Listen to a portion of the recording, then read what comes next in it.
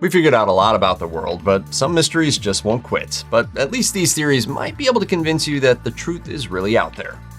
In the 1580s, English colonists decided Roanoke Island, on the coast of what is now North Carolina, was a promising place to settle. Having made friends with at least some of the native Roanoke and Croatoan people, the English established a military outpost and began making a terrible impression by getting into it with some of the native tribes. Eventually, the colonists were faced with a lack of food and an abundance of attacks. Something had to give.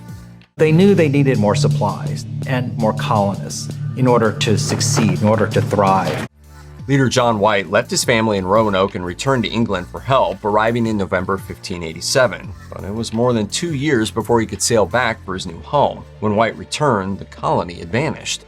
His daughter and granddaughter are missing. In fact, there are no people and no houses. White found the word Croatoan carved nearby, so he set off for nearby Croatoan Island. But a storm pushed him off course and he was forced back to England. He died in 1606 without ever knowing what happened. Modern excavations on Croatoan, now Hatteras Island, have found evidence of European-style blacksmithing with other 16th century items, such as glass, swords, and bits of guns mixed with indigenous ceramics and arrowheads. Is this definitive proof of the colonists' fate? No, but it is mighty interesting. And yet, considering how much archaeology that's been done, we have no skeletons. Where are they? It's not hard to imagine that anxious, hungry colonists simply moved in with their indigenous neighbors. But then what? The answer isn't clear, but it's possible that some assimilated into local tribes. There are reports as far back as 1719 of gray-eyed natives and tribes that spoke some English, but technically this isn't completely solved yet. In January 1959, 9 college students planned a trip to the Ural Mountains. They were all relatively experienced hikers. Their plan was to contact their sports club after 3 weeks, but that message never came. Searchers found the bodies of 5 students, some barely clothed despite frigid temperatures. The other 4 were found as snow melted. Some showed signs of hypothermia, while 2 had massive chest trauma and another a major skull fracture. The search party also found the group's tent partially buried in snow. It had been cut open from the inside, but most of the students' gear remained undisturbed. Much of what we now know from the group's journey comes from their very own diaries, which were found abandoned in their tent. It all spoke of a sudden event and a panicked exit. It wasn't long before people hinted at cover-ups, alien attacks, and even an encounter with a Yeti-type creature known as the Menk. But a 2021 paper published in Communications, Earth, and Environment argues that the Dyatlov Pass hikers were hit by a slab avalanche in which a large chunk of snow, maybe destabilized by the hikers, broke loose and slammed into the tent. This could have caused major injuries, sending the less injured hikers out of the tent, bringing their injured companions with them. Meanwhile, hypothermia can create a behavioral response known as paradoxical undressing, while scavenging animals and natural decomposition can explain the shocking state of some of the bodies. So, no, it wasn't aliens or Yetis. It was just an avalanche. On the night of August 15, 1977, Ohio State University's Big Ear Radio Observatory received an intense burst of radio energy that lasted a full 72 seconds. It was strange enough that a SETI, or Search for Extraterrestrial Intelligence, researcher scribbled "wow" on the readout. And it came in on a wavelength that SETI believes an intelligent civilization might choose. But was this really evidence of alien contact? Scientists are skeptical, which is, of course, their job. Over the years, they floated any number of explanations for the broadcast, including radio signals generated by regular old humans and energy emitted by known astronomical phenomena like comets. But there's never been a definitive answer, because the signal never repeated. And when you think about it from a skeptic's point of view, why wouldn't the aliens try calling again? E.T. home phone. Right? It's not like E.T. just said, well, I guess they're not home.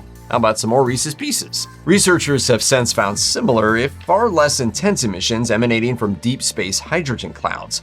According to scientists from Cornell University's astronomy department, the sudden blast of radio back in 1977 may have been caused by a massive object, like an intensely magnetic neutron star, called a magnetar, slamming into a hydrogen cloud and sending out a burst of radio signals, right to us. If you visit Mesa Verde National Park in southwestern Colorado today, you'll see these centuries-old cliff dwellings inhabited by indigenous people. But 700 years ago, they all disappeared, leaving us with 2 big questions. Why and where did they go? Unscrupulous writers or tour guides might hint that they mysteriously vanished into the mists of time. Yeah, that's enough.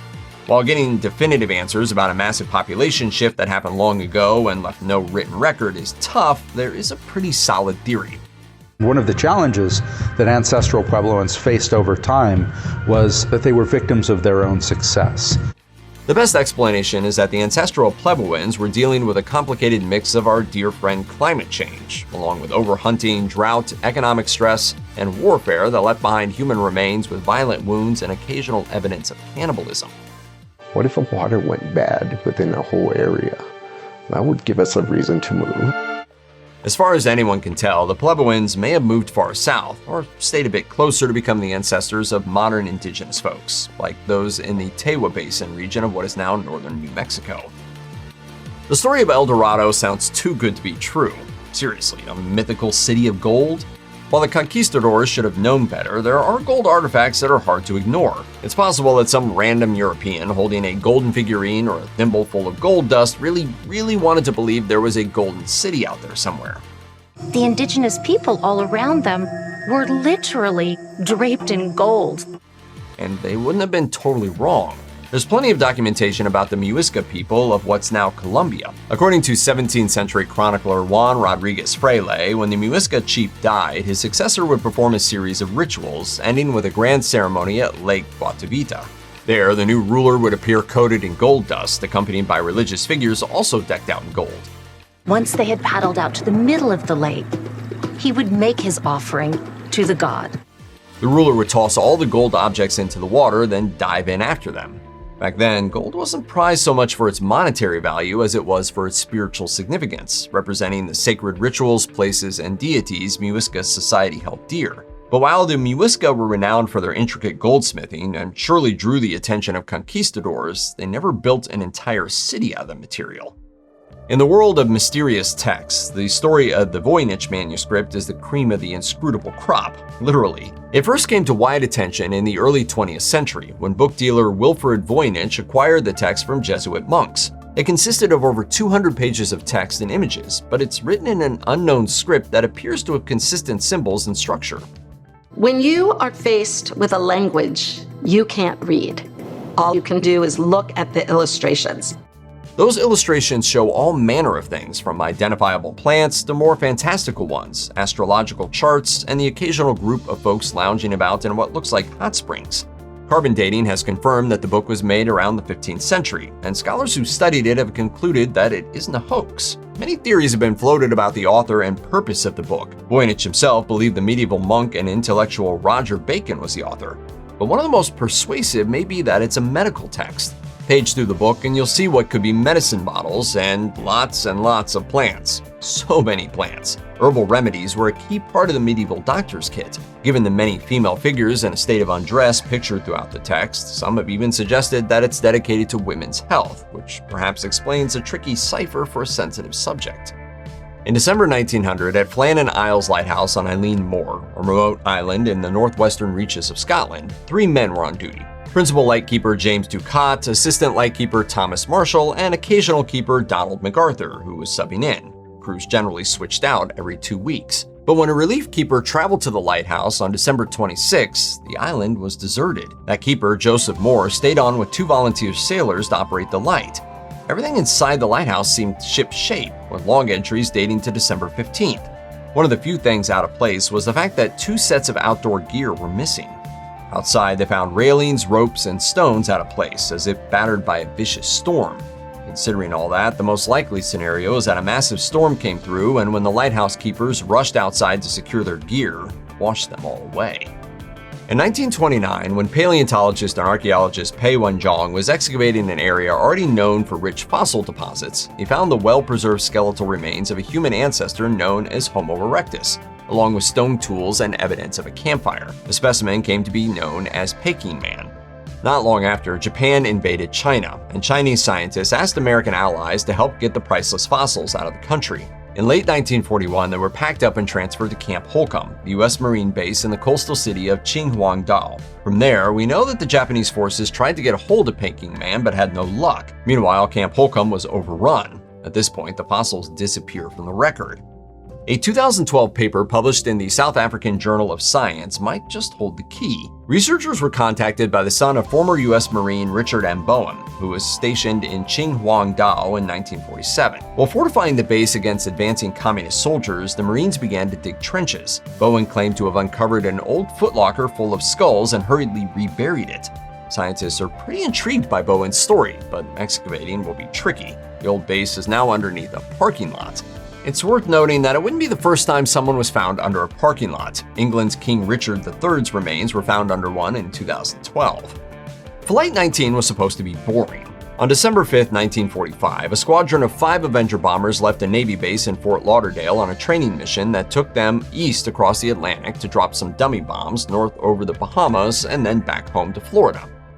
This flight actually was a routine training flight. All of the pilots had several hundred hours in various types of planes. Lieutenant Charles C. Taylor commanded the mission, but before the planned flyover of Grand Bahama Island, Taylor became disoriented. Another Navy pilot in the area, Lieutenant Robert F. Cox, overheard the squadron's confused communications and tried to help. Both of my compasses are out. I'm trying to find Fort Lauderdale, Florida. Taylor told Cox he was pretty sure the group was somewhere over the body of water formerly known as the Gulf of Mexico, near the Florida Keys. Very far off course. The last known radio transmission from the group growing fainter as they flew out to sea was Taylor seemingly preparing them to ditch into the water, wherever that water was. We couldn't believe it. How could 5 of our qualified pilots be missing all at one time? Despite a massive search effort, no trace of the squadron was ever found. It soon became one of the most notorious disappearances in the Bermuda Triangle. So was it aliens, a time portal? Aliens traveling through a time portal? Most likely it was confusion. Taylor had recently transferred to the Fort Lauderdale base and may have mistaken the Florida Keys for the Bahamas. No one is really sure where exactly they were, in the Gulf or in that dreaded Bermuda Triangle. Either way, once the fuel ran out, the planes would have ditched and left the pilots at the mercy of the ocean. Storms, dangers. The only woman among those men. I'm really afraid, Benjamin. In late 1872, the Mary Celeste set sail from New York City to Italy. It was crewed by a relatively small team of 8 sailors, along with Captain Benjamin S. Briggs, his wife Sarah, and their toddler daughter Sophia, and about 1,700 barrels of alcohol. Weeks later, the Mary Celeste was found adrift between the Azores and mainland Europe. Besides waterlogged holds and a missing longboat, nothing appeared amiss, apart from the total absence of anyone on board. The men found working charts, but not the ship's papers, nor her navigational instruments or maps. Many theories for the disappearance have been tossed around, from opportunistic sailors killing everyone and stealing the cargo to hungry sea monsters. But the key may be the cargo hold. There was a very real fear that the alcohol would catch fire and even explode, though there was no evidence that happened. But when Captain DeVoe, who discovered the abandoned ship, checked the bilge pumps, something was off. There were 2, and unusually, he found one of them taken apart. With the hold packed full, it's possible Briggs believed the ship was taking on too much water and couldn't check. Readings from backup methods like the sounding rod that was found on deck may have been misinterpreted. Wooden boats leaked, and sometimes they would develop rather large leaks very quickly. Perhaps fearing the worst, Briggs ordered everyone to the longboat, after which something could have caused the smaller boat to drift away, helpless, leaving only the Mary Celeste behind as evidence that they were ever there in the first place. Needless to say, the crew of the Mary Celeste was never found.